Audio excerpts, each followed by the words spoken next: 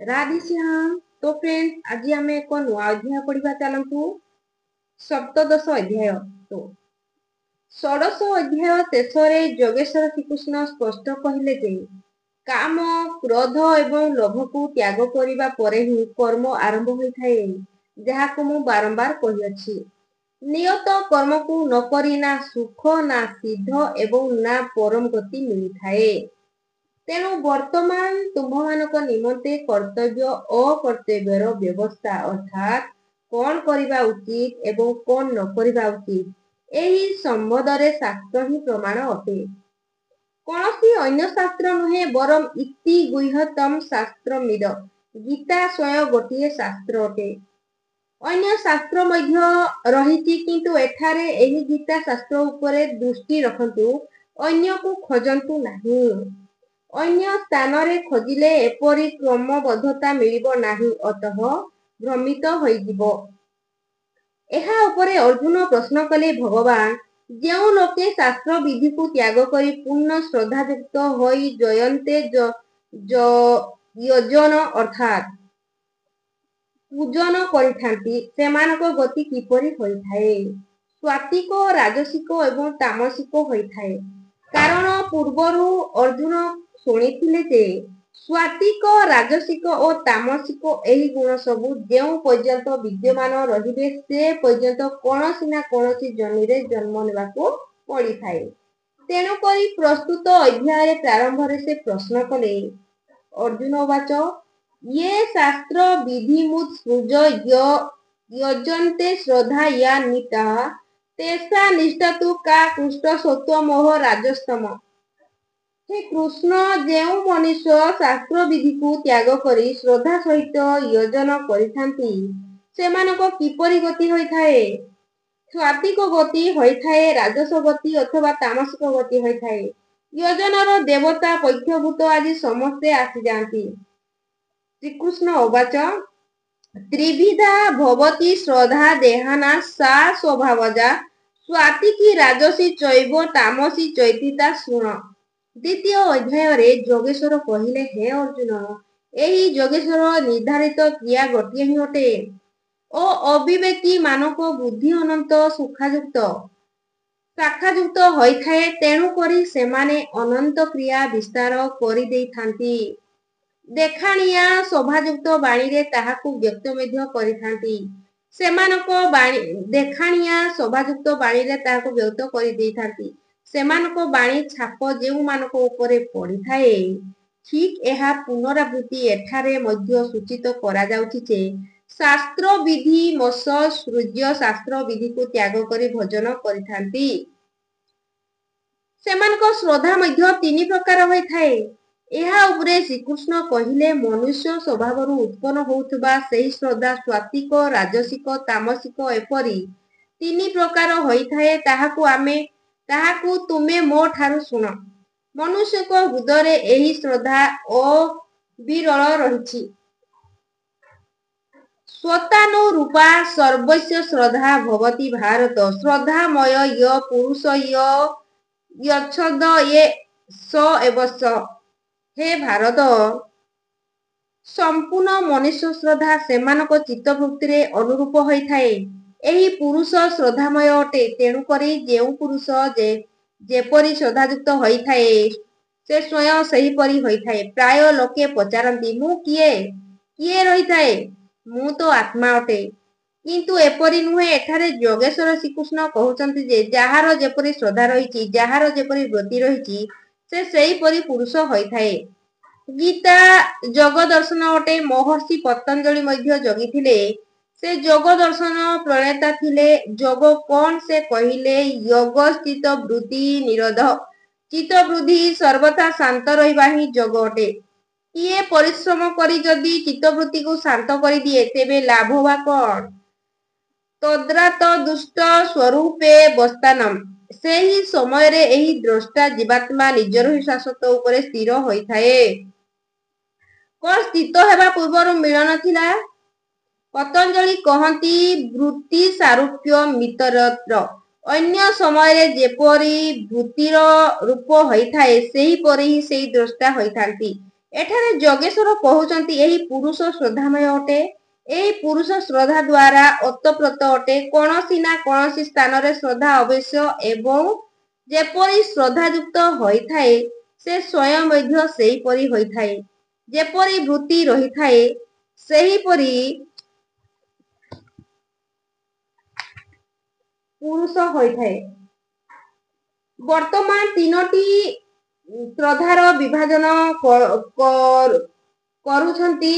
ୟଜନ୍ତେ ସ୍ୱାତିକା ଦେବାନ୍ ୟତର ଖ୍ୟାତି ରାଜସଃ ପ୍ରେତାନ୍ ଭୂତଗଣା ସ୍ଥାନେ ୟନ୍ତେ ତାମସ୍ୟ ଜାନଃ।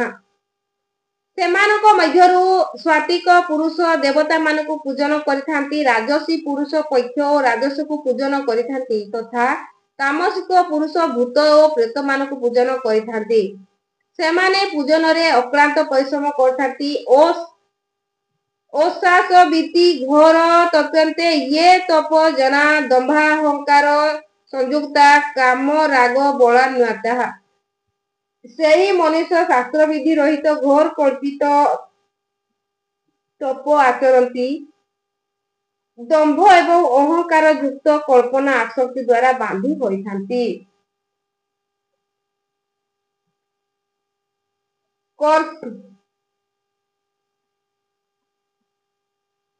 କର୍ଷୟନ୍ତ ଶରୀରସ୍ଥ ଭୂତଗ୍ରାମ ମଚେତସଃ ମା ଚୈବାନ ଶରୀରସ୍ଥ ତାନ୍ ବିଦ୍ୟାସୁର ନିଷ୍ଠାୟାନ୍।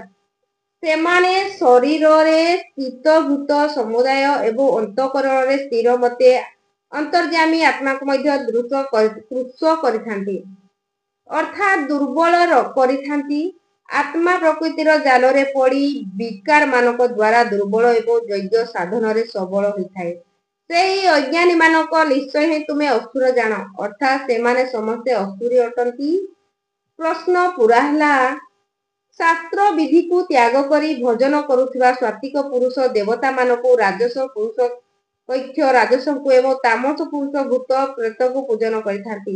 କେବଳ ପୂଜନ କରିନଥାନ୍ତି, ଘୋର ତପ ମଧ୍ୟ କରନ୍ତି। କିନ୍ତୁ ହେ ଅର୍ଜୁନ, ଶରୀର ରୂପରେ ଭୂତମାନଙ୍କୁ ଏବଂ ଅନ୍ତର୍ଯ୍ୟାମୀ ରୂପରେ ମୋତେ ପରମାତ୍ମାକୁ ଦୁର୍ବଳ କରିଥାନ୍ତି, ମୋ ଠାରୁ ଦୂରତା ସୃଷ୍ଟି କରିଥାନ୍ତି, ଭଜନ ନ କରୁଥାନ୍ତି, ସେମାନଙ୍କୁ ତୁମେ ଅସୁର ଜାଣ।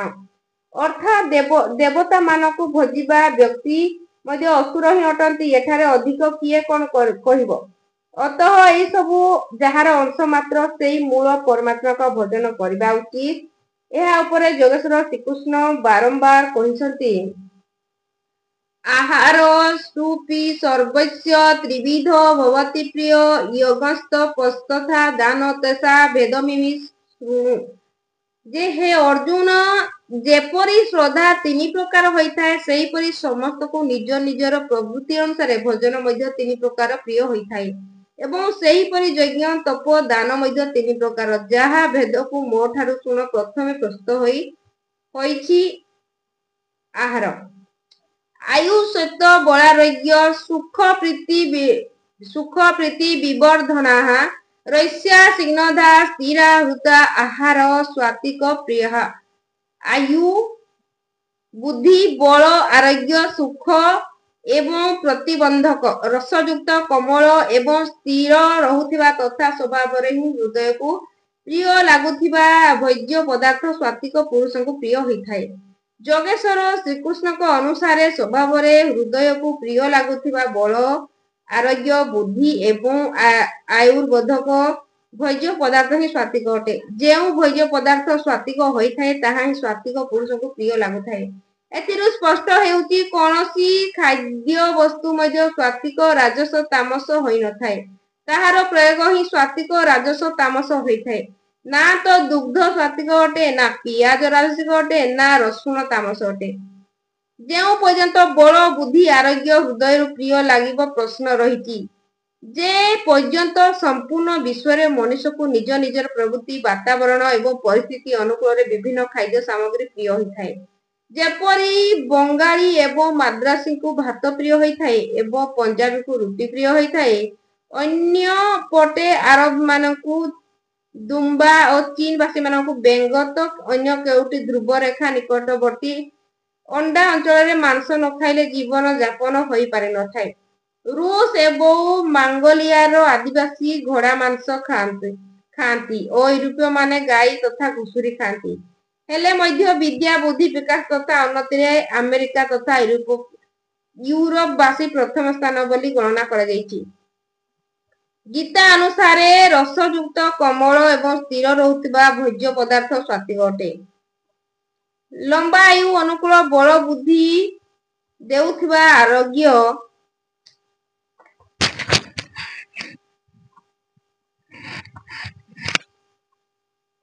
ପଦାର୍ଥ ସ୍ୱାତିକ ହୋଇଥାଏ।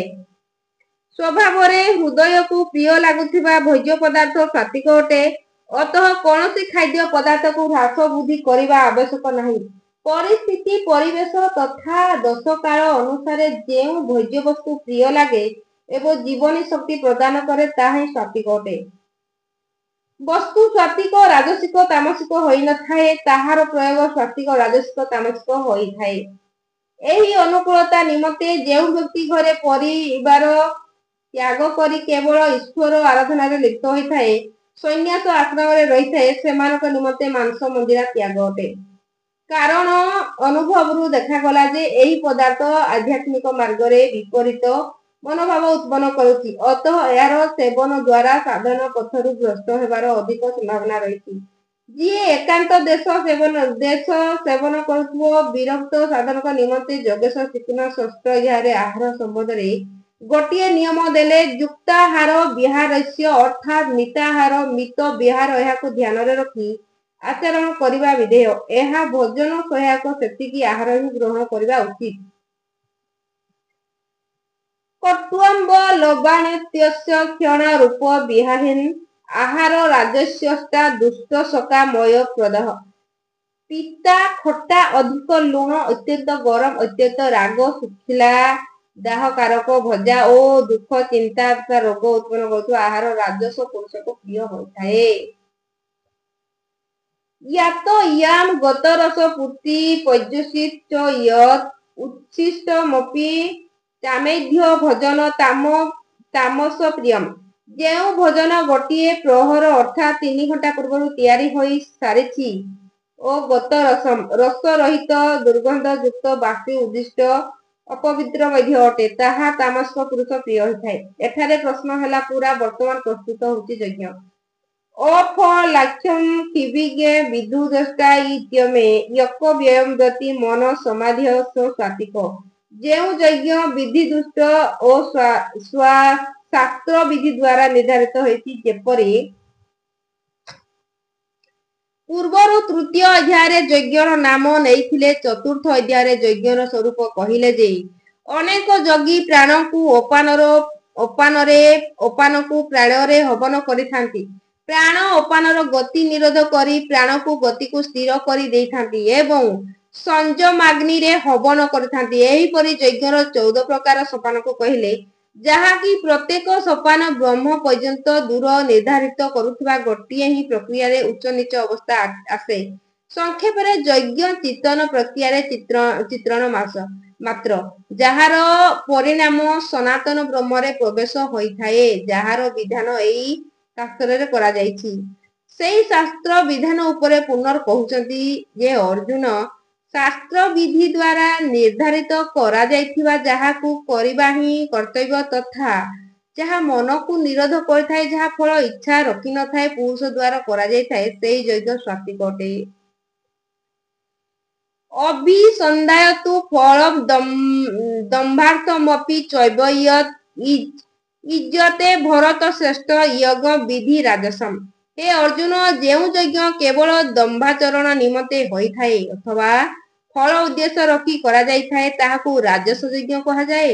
ଏହି କର୍ତ୍ତା ଯଜ୍ଞରେ ବିଧିକୁ ଜାଣିଥାଏ ଯେ, କିନ୍ତୁ ଦମ୍ଭାଚରଣ ଏବଂ ଫଳରେ ଉଦ୍ଦେଶ୍ୟ ରଖି କରିଥାଏ ଯେ ଅମୁକ ବସ୍ତୁ ପ୍ରାୟ ହେବ ତଥା ଅନ୍ୟମାନେ ଦେଖନ୍ତୁ ଯେ ମୁଁ ଯଜ୍ଞ କରୁଛି, ମୋତେ ପ୍ରଶଂସା କରିବେ। ଏହିପରି ଯଜ୍ଞକର୍ତ୍ତା ବସ୍ତୁତଃ ରାଜସୀ ଅଟେ ଓ ବର୍ତ୍ତମାନ ତାମସ ଯଜ୍ଞର ସ୍ୱରୂପ କହୁଛନ୍ତି। ବିଧିହୀନମସୃଷ୍ଟାନ୍ ମନ୍ତ୍ରହୀନଂ ଦକ୍ଷିଣଂ ଶ୍ରଦ୍ଧା ବିରତିଃ ଯଜ୍ଞ ତାମସ ପରିଖ୍ୟଚତେ। ଯେଉଁ ଯଜ୍ଞ ଶାସ୍ତ୍ର ବିଧିରୁ ରହିତ, ଯେଉଁ ଅନ୍ନ ଅର୍ଥାତ୍ ପରମାତ୍ମାକୁ ସୃଷ୍ଟି କରିବାରେ ଅସମର୍ଥ, ମନର ଅନ୍ତକାଳରେ ନିରୋଧ କରିବାରେ କ୍ଷମତାକୁ ରହିତ, ଦକ୍ଷିଣ ଅର୍ଥାତ୍ ସର୍ବସ୍ୱ ସମର୍ପଣ ଠାରୁ ରହିତ ତଥା ଯିଏ ଶ୍ରଦ୍ଧା ରହିତ, ଏପରି ଯଜ୍ଞ ତାମସିକ କୁହାଯାଏ। ଏପରି ପୁରୁଷ ବାସ୍ତବିକ ଯଜ୍ଞକୁ ଜାଣିନଥାଏ। ବର୍ତ୍ତମାନ ପ୍ରସ୍ତୁତ ହେଉଛି ଯେ ତପ। ଓକେ, ତପ ବିଷୟରେ ଆମେ ଆଗକୁ ପଢିବା। ରାଧେ ଶ୍ୟାମ।